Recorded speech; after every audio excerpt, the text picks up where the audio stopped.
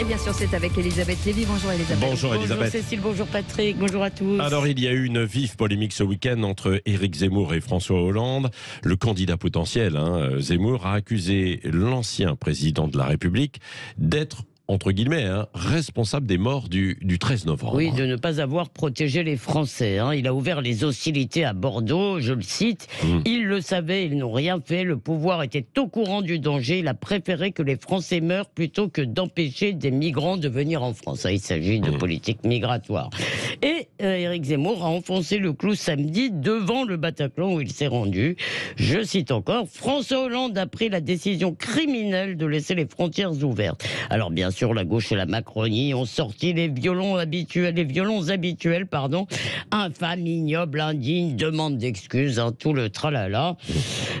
Bien sûr, on a l'habitude. Et comme souvent, bien sûr, on peut dire que Éric Zemmour n'a guère fait preuve de tact, que ce soit une stratégie trumpiste ou son naturel. Je l'ignore, mais c'est ainsi. Cependant, sur les faits, qu'est-ce qu'il fait ? Il reprend tout simplement le témoignage de François Hollande au procès du 13 novembre, et je cite la François Hollande, nous savions que dans les flux de réfugiés, il y avait des terroristes, mais nous ne savions ni où, ni quand, ni comment ils allaient nous frapper. Justement, François Hollande aurait dû savoir, ou au moins sortir son merveilleux principe de précaution en fermant les frontières. Seulement voilà, il voulait être le gentil, le bon élève de Angela Merkel. Alors ce n'est pas une responsabilité pénale, Éric Zemmour a tort de parler de crime, sans doute. C'est une responsabilité politique. L'histoire jugera sur ce point. Oui, d'autant que des terroristes Bataclan sont nés en France pour certains et puis d'autres en Belgique. Oui, ils sont entrés dans le flot. On le sait maintenant, une partie d'entre eux sont du commando,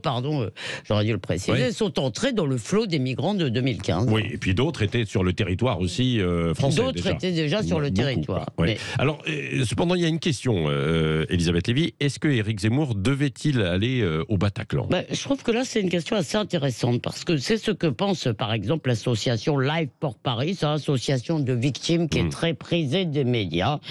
Elle dénonce une instrumentalisation politicienne, tandis que François Hollande lui traite carrément Éric Zemmour de profanateur de sépulture. Et je cite encore l'ancien président, c'est indécent, a-t-il dit, de parler de guerre de civilisation devant le Bataclan. Peut-être, mais c'est tout de même beaucoup moins indécent que de parler de réconciliation devant le Bataclan, comme l'a fait, enfin pas devant le Bataclan physiquement, symboliquement, comme l'a fait Raquel Garrido, que je cite. Les familles ont fait un effort incommensurable pour rendre hommage à leurs morts et pour trouver le chemin de la réconciliation avec les terroristes eux-mêmes.